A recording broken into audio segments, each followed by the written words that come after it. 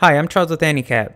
Previously, a girl named Zaya stumbled into the mysterious RAK5HA Street, where she would need to be rescued by a guy named Yanchao. RAK5HA Street is a place for holding spirits of the dead, and Yanchao is its guardian. A look into his past shows that Yanchao's parents had disappeared one night, leaving him and his brother alone.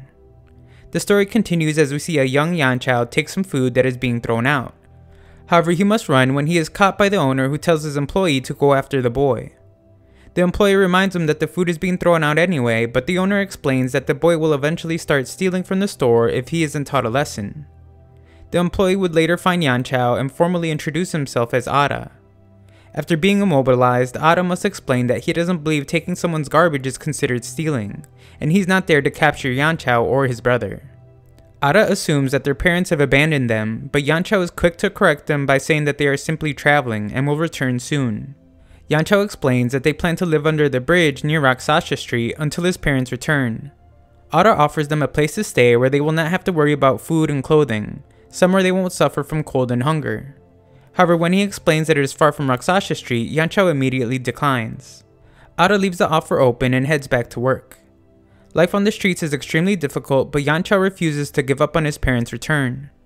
One night, Liang becomes dangerously ill, but a doctor refuses to do anything without payment first. Yanchao rushes to Ara's home and desperately asks that he take him to the place he spoke of earlier. The two rush off to save his little brother, and Yanchao watches as he must leave RAK5HA Street for the first time.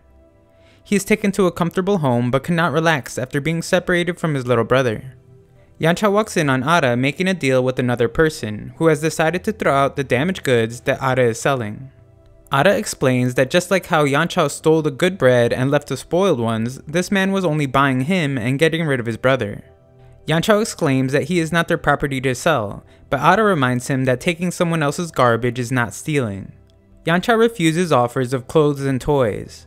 He refuses to cooperate without having his brother by his side, but takes a beating for it, and we see that Liang has been left to die. The man persists, explaining that Liang will not survive much longer, and if he behaves, then they will find Yanchao new parents. The man would come to regret his words though, when they remind Yanchao of the promise he made to his father about protecting Liang. Yanchao states that he doesn't need clothes, toys, or even new parents. He already has a family, and now he just needs to protect his brother. Soon after, Yanchao finds Ara and demands his brother's location. We then see that he has taken out his money to give the doctor in exchange for curing Liang. Once things have settled down, Yanchao realizes that he has awakened his guardian spirit. Its name is Yujin, and he promises to do whatever he must to serve his family. Yanchao then vows to never leave his brother's side, nor let anyone hurt him. Back to the present, Zaya thinks about how Yanchao told her that she must have been born with the guardian spirit as well, but has just not awakened it. She is still pretty skeptical, but decides to try calling her spirit out. However, she fails her very first try, and after several interesting attempts, concludes that it must not be true. She admires how Yanchao easily summoned his, and decides to ask that he teach her. When she arrives though, she remembers how he instructed her never to return, since she seems to somehow be tied to the person he doesn't trust, Gaifu. She becomes completely dejected, telling herself that she is not a special person, just a simple girl that must find a regular job, find a man to marry, and watch their children grow up. The next day, her long quest to find a job comes to an end, and she celebrates. Zaya then finds the business card Gaifu gave her, but gets rid of it since she has found her new path in life. However, a nearby robot has detected an odd wave of psychic power, and is told by its boss to confirm it's a guardian spirit. In her apartment, Zaya practices meeting her new co-workers and imagines how they will all love her. She pretends that they will all like her so much that they demand she become their manager. Her absurdly delusional thoughts are interrupted though when the robot appears before her. Its strength is clear when it instantly pins her against the wall and determines she is a match. However, she is freed by someone she recognizes, and the robot's boss can't understand what happened. We see that her hero is Gaifu, and he explains that a group called the Kingdom Organization is trying to catch her. Zaya explains that she has nothing anyone could possibly want, but he reveals that they desperately want her guardian spirit.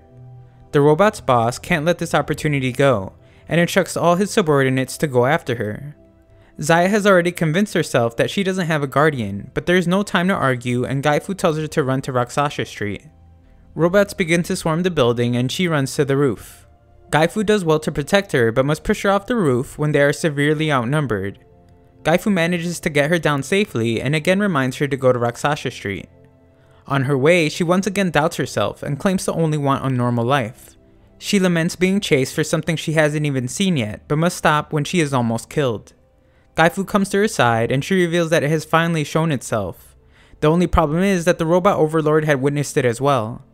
He takes great pleasure in knowing that he is now more sure than ever that she has what he has been looking for.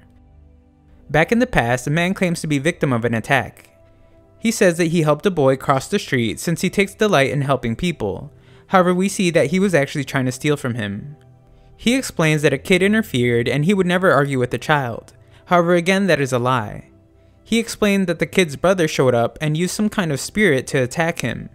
The police seem to know the two brothers as they have made a reputation for themselves. Under their bridge, Liang enjoys their earnings when he is told it's nap time. The song Yan Chao sings them is a song that their mother used to sing to put him to sleep. He explains that their mother is beautiful and their father is tall and strong.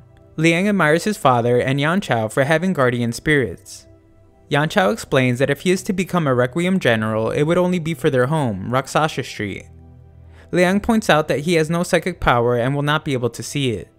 However, Yan Chao reveals that he can use his psychic power to take him along, and they can go see their home now.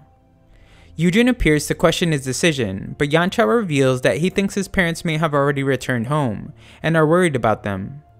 Yan Chao claims that they will be fine as long as Yujin is by their side, and his loyal guardian promises to do everything possible to protect them. Later, the brothers return to RAK5HA Street for the first time in 4 years, to find that it looks much different. Yujin must warn them to be careful when they encounter a powerful evil spirit. Yan Chao asks if he can beat it, but they are stunned to see that Liang has already run to defend the woman. Yujin acts quickly, just barely managing to rescue Liang. He is scolded by his older brother, but then commended for his bravery. Yan Chao joins the fight as innocent bystanders watch closely. The pair work together flawlessly to defeat the enemy, and the onlookers begin to wonder if the great General Chao has returned. However, they quickly realize it's not and it's just a young boy. The current Requiem General of RAK5HA Street, Lu, is informed of the incident. He instantly remembers who the two brothers are and decides to inform Gaifu. General Lu commands a search for the brothers, but we see that they have already decided to leave. Yan Chao explains that the current RAK5HA Street is not the place he once called home. The people inside are being tormented and becoming evil spirits out of despair. Yan Chao explains to Liang that they must search for their parents since finding them will be finding home. However, they are found by Lu, who is delighted to see that Yan Chao has awakened his spirit guardian at such a young age. This means that the reward he receives from Gaifu will be much greater. Yujin explains that Lu's psychic power is overwhelming, just as he calls upon a spirit guardian of his own. The guardians fight for a moment, but Yujin has no chance and is quickly defeated. Lu explains that Yan Chao is far too weak now, but will become much stronger if he is able to survive on Death Island. Yujin can only apologize for his weakness, as General Lu mocks Yan Chao's wish to protect his brother. Lu explains that he needs to grow up already, but Yan Chao hates the thought of becoming an adult like him. Lu wants to break his spirit, so he reveals that the constable has just released a psychic message. It's about a wanted man named Long Do, and he is wanted for the suspected killing of Yan Chao's parents. His plan to break Yan Chao's determination is successful, and Gaifu arrives to take him away. Lu explains that the great General Chao has another son as well. He doesn't have any psychic power though, so Gaifu has no interest in him. The brothers are separated once more, but Lu doesn't have Liang. Lu instructs his guardian to find him, and we see that he has taken shelter with the girl they saved earlier. Thanks for watching part 2, 10,000 likes and I'll know you want a part 3.